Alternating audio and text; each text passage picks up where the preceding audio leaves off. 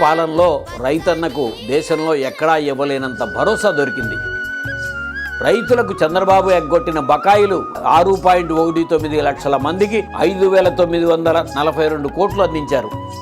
So ఏటా సగటున 13.62 లక్షల మందికి 1950.51 కోట్ల చొప్పున ఈ 4 ఏళ్లలో 54.48 లక్షల మంది రైతులకు చేకూర్చిన లబ్ధి 1,12,415 కోట్లు అన్ని పథకాల ద్వారాగా.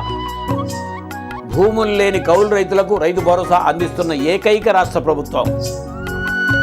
ఈ క్రాప్ ప్రామాణికంగా రాయితీపై విత్తనాలు, ఎరువులు, పురుగు మందులు పంపిణీ చేస్తున్నారు.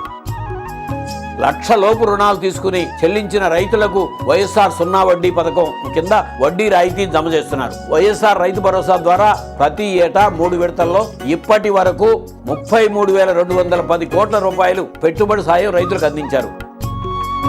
ప్రకృతి వైపరీత్యం వల్ల నష్టపోతే రైతులకు ఆ సీజన్లోనే ఇన్పుట్ సబ్సిడీ అందిస్తున్నారు. సీజన్కు ముందుగానే వైఎస్ఆర్ ఉచిత పంటల బీమా పరిహారం అందిస్తున్నారు. ప్రతి ఎకరాకు ఈ క్రాప్ ఆధారంగా ఉచితంగా యూనివర్సల్ బీమా కవరేజ్ను కల్పిస్తున్న ఏకైక రాష్ట్రం ఆంధ్రప్రదేశ్ మాత్రమే.